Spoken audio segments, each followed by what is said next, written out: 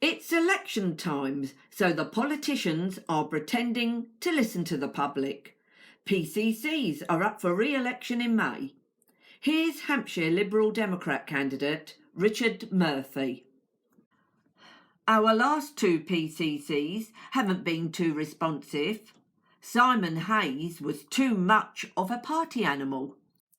And the current PCC, Michael Lane, has been the invisible man. Now, this advert, sponsored and paid for by Hampshire Liberal Democrats, advertising Richard Murphy for Police and Crime Commissioner. And it states, "Worried about crime in Hampshire? Let me know what you think the priorities for the next Police and Crime Commissioner should be." Let me introduce some of the less than attentive Liberal Democrat councillors in Winchester City Council Cabinet. Here I am talking to a council meeting about child sexual abuse and Hampshire Constabulary's failure to deal with it. Here they are chatting among themselves or staring at their screens, anything but paying attention to what's being said.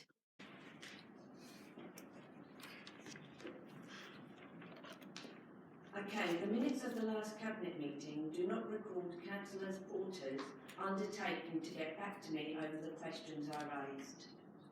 In particular, I draw your attention to the need for an effective and honest system of local liaison with police to be set up by this and other local councils. To begin with, serious misconduct has been going on in Hampshire Constabulary for years. It's become entrenched because all the supposed public watchdogs from the PCC upwards are toothless. The senior national body, the IOPC, has been called not fit for purpose by a top judge, Henriquez. The internal self-investigation by our police is an insolent farce. In one official report by Her Majesty's Inspector of Constabulary, Hampshire's Professional Standards Department has been described as one of the worst in the country. No matter what, officers are nearly always exonerated, so corruption is rampant. In many cases I know of, Hampshire police have been refusing to investigate and sometimes actively covering up crime. Much of this is serious, covering such matters as electoral fraud, planning fraud, and, much the worst, child abuse. Just last month, Mr. John Kane won a High Court judgment against Hampshire Constabulary, which kept evidence of a paedophile teacher at his son's school out of the police system for 2 years, and then refused to record his complaint over their failure. Because of this, the man went on to commit 17 other offences against children before finally being prosecuted and convicted. Most sinister of all has been the repeated malicious prosecution of those who have complained against the corruption and criminality of powerful placed people and the failure of police themselves to do anything about it. Mr. Kane and several others I know of have been victims of this. The character and conduct of the present Chief Constable, Mrs. Olivia Pinkney, do not inspire confidence. She has allowed large sums to be splashed out against Mr. Kane and others like him to look after police self-interest. Mr. Kane had to pay all his own bills. I won't be waiting up for the PCC to put her straight. Meanwhile, policing at the sharp end, where we, the public, want it, is woeful because of lack of resources. Or so we are told. We need to make the police our servants, not put up with their behaving as our masters. Okay. Thank you very much. Thank you. Here is what I said on the hustings when I stood as a candidate for the Justice and Anti-Corruption Party in Winchester at the last general election. Okay,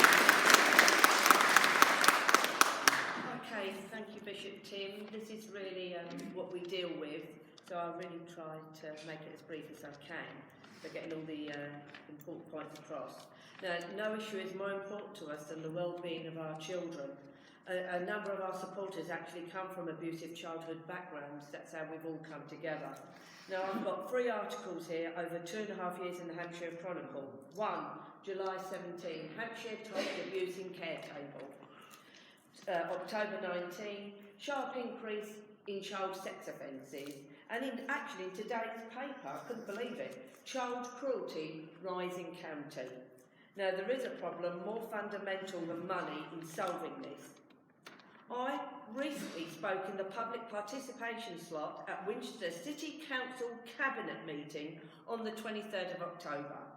I drew attention to the recent victory in the High Court of Hampshire father John Kane. Hampshire police failed to investigate evidence of a paedophile teacher at his son's school. Over 2 years, the man went on to commit 17 other offences against children before finally being prosecuted and convicted. Mr. Kane made an official complaint about this. Hampshire Constabulary failed to record it. At immense personal expense, Mr. Kane took them to the High Court, which in September just gone, that's what we were doing, found in his favour and ordered the police to record the complaint. Under its present leadership, Hampshire Constabulary spent thousands of taxpayers' money to fight the claim. I would have thought anyone, even, would have known that was a crime. Do you know what the councillors did? As I spoke, they conspicuously ignored me, looked bored and gave no reply. They only perked up when the agenda moved on to the big money development on Station Hill.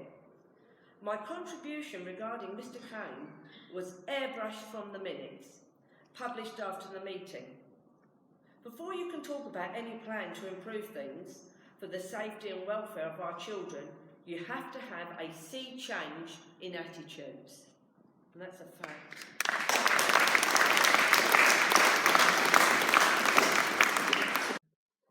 This is what happened at the next Winchester Council Cabinet meeting.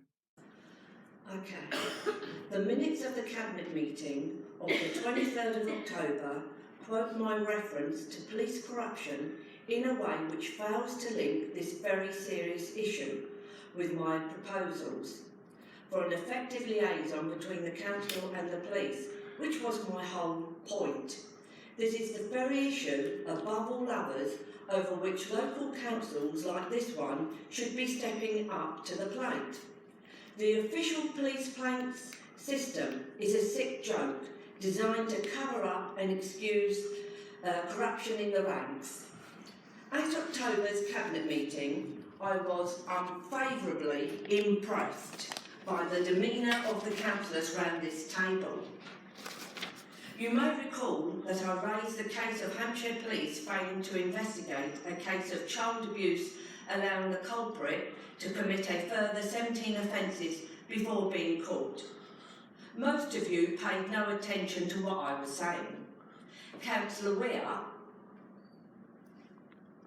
and Councillor Lerney didn't look up once from their computers. Councillor Prince never stopped scrolling with his finger. Councillor Cutler spent the whole time writing. Councillor Porter and the chairwoman seemed otherwise occupied.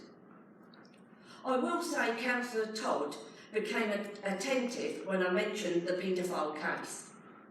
Nobody else did. I've got the screenshots here because my husband videos it. There you are, Councillor Cutler. There, I can honestly say 12 of them that I took at little intervals. So they're not too duplicated or anything like that. I described this from the platform at the general election hustings in December the 5th. Our councillors only seem to wake up when it comes to discussing big money planning projects. I followed up the City Council's police liaison system. Frankly, it's pathetic. I'd just like to ask, do you as a council and as elected representatives really care about these issues? I've got here the evidence that Councillor Cutler recently asked for, that the present Chief Constable gave false testimony in court. It's here. I'll leave it here for you. Thank you very much. Thank you very much, Teresa, Thank you. And thank you for Thank your you. contribution. One or two people who looked up there and listened to me. Thank you. Thank you. I'll leave that there for you, Councillor Cutler, so you can't say you don't know now. So much for the Lib Dems. But what about the others? Donna Jones is the Conservative hopeful for Police and Crime Commissioner. As an ex-magistrate, she should be well aware of what's going on. But is she going to be any better? Her colleague, Winchester MP Steve Brime, never has been. Just look again at his body language as I speak, and he turns to look to his left. He was actually glancing at two police officers present at the election count, in flak jackets with big rifles. I've had lots of dealings with him over police misconduct, but Mr. Brime has never shown any will to deal with the issue. In fact, he seemed to be much too friendly with them. Will Donna Jones be any better? She already seems much too cosy with the Chief Constable. Not what we want in a Police and Crime Commissioner, but very much the Tory party position. Labour candidate Mr. Bunday seems a worthy enough gentleman, but he too has been perhaps a little too fulsome in his praise of the present Chief Constable. From his letter in the Hampshire Chronicle, he seems to like her for her woke credentials, but he misses her failure to deal with the corruption and dereliction of duty in her force. This includes its failures to address child abuse. I urge you to bear in mind just two things. A police force which is criminal in itself can never truly deal with crime outside. It is not fit for purpose. When you go to vote, remember, if you do what you've always done, you will get what you've always got. Thank you for watching. We will go on having the same old corruption across the public administration with a broken system of law and justice. Nothing serves the interest of the corrupt better than a corrupt police force run by the sort of people who will cover up crime in high places. A court system that denies justice to the many and serves only those with money is handy as well. One Hampshire resident had to take the county constabulary to the High Court at the cost of an arm and a leg to make them record a complaint. This was that their failure to investigate a paedophile teacher at his son's school had allowed the man to go on to commit 17 more offences before he was finally prosecuted. Now, the Chief Constable allowed many thousands of pounds of taxpayers' money to be spent on fighting the case, before losing it in September just gone. Enough said. Let's get real. This is how things are going to carry on until Joe and Josephine blogs in the street change their voting habits. If you do what you have always done, you will get what you have always got.